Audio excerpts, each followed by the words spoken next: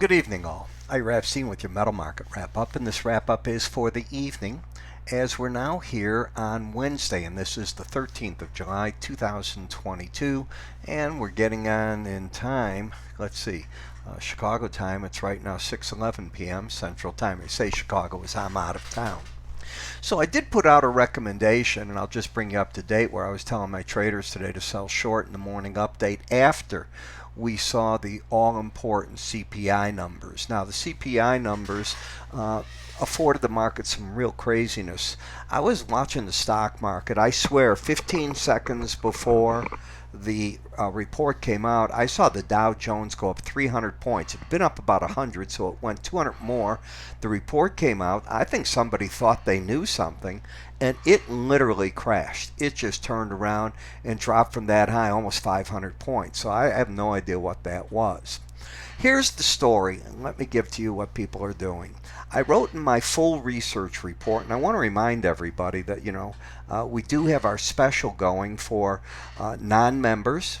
Any of you that might have been a member before, we invite you back, and new members of 50% off any of my research packages. So that includes my morning subscriber videos for both spiders, ETFs, the combination, and full research. Just go to the top of this website. You'll see a cursor. Just click on it and away you go. All right.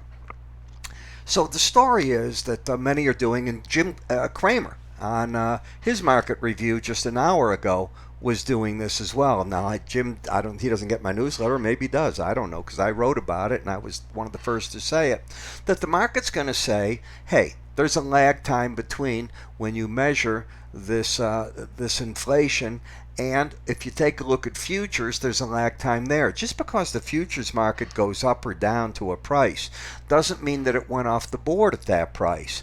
And obviously, when you go off the board, it becomes the cash market. So you have to look at those lags and understand what is going on. A futures contract, just by its own nature, is not a cash contract.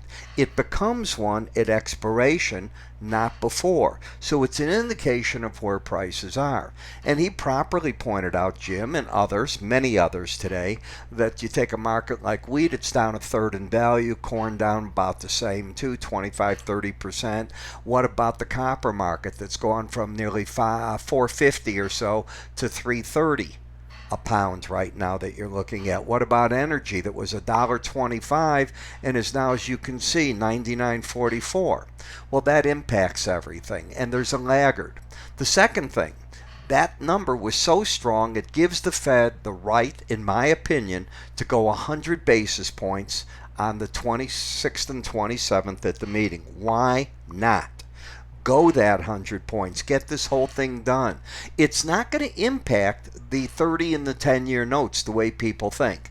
What's happening is the economy is weakening enough and these interest rates are going high enough where people are starting to question, will you really be able to take up, say, the 10-year note as high as 3.5%? Or will the Fed have to back off before all that because these high rates in the short end will hurt the economy too much? The counter to that is employment numbers are still so good that why would the economy fall apart? You can curtail demand, and we're seeing that across the board with high interest rates, but that doesn't mean you'll shut off demand. That's the argument. The other side of one argument, and I'm saying this because it's all metals and it's so important, is you're still getting people like Jeff Curry and Goldman reiterating their 140, 150 crude oil, and people like me going, I don't know. Why would you be going there if you put interest rates up and everything's going to slow down in the economy so much? That becomes the question.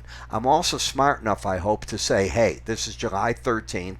I don't know what will happen at the end of the summer. What I do know is gasoline keeps falling, and if you look at the Reebok gasoline, it's off hard in the best driving season of the summer, from right now through the end of August, and it's not going up.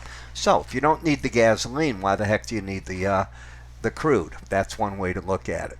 As you know, President also Biden is now in Israel and headed to Saudi Arabia, hat in hand. I've seen enough to believe that the Saudis cannot help. It's that simple. Maybe don't want to help. It's that simple too. All right. So in the gold, let's go to the charts. Now I've given you the whole spiel. Market's still down for the week so far. You're down 0.64. You're down $11. Nothing looks bullish to me there. I hear people still trying to pick bottoms. I wish them the best. You can have a trade bottom at any time, but not a trend change that I'm seeing. You have an outside day up. You don't want to take that out. If you take that out, where might you go? That could be a problem for the market. So you came down. You made the lowest low of the whole move, period. I have a target that is still open, as you know, in the 1650 level. We'll see where that comes in a minute.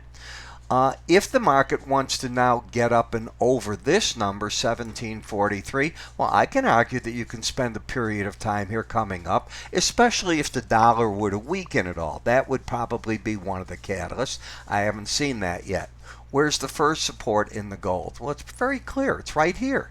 You went to the Bollinger Band for all purposes. Now, the exact number of the Bollinger Band is right there for today. That number, 1703.30. You got to 1704.50. Come on. That's pretty darn close, wouldn't you say? That's where it held its support. And it is still a short sale. You're going to go, what the heck is he saying? I would be saying that. As long as you don't close the red line over 21, the market gets sold on days like today, looking to see if it can fall down there, and then short covering comes in if it can't. In the gold-silver ratio, pretty flat. Now, in the silver market, I was telling my traders today, I don't mind telling you that, to go short, and they got short beautifully higher than this by about 20 cents. And now I'm looking to see, can the market make its way down? If not, I am wrong.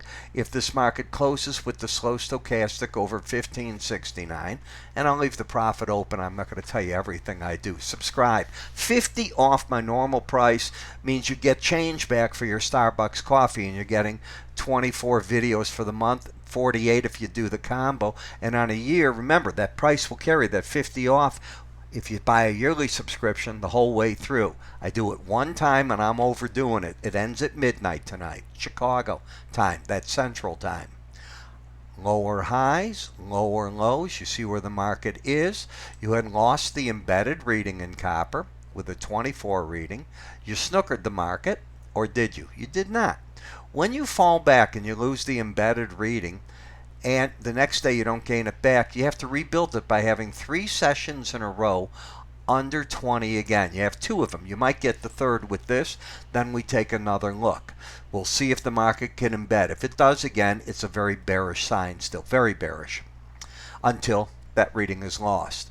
In the platinum market, down. Now, every metal has come down. Most are coming down to the Bollinger Bands, as you can see, or have targets of them. The one exception had been the palladium. It got up here, and I said that I think the market was going to fail. I've said it each one of these tapes, up in this general zone of the 200-day average in the upper Bollinger Band. Well, you've pulled back to the 18-day average. This is not bearish action. The pros are probably going to buy at 1927 with straight stops under the 1852 level to see if they can drive prices back up here.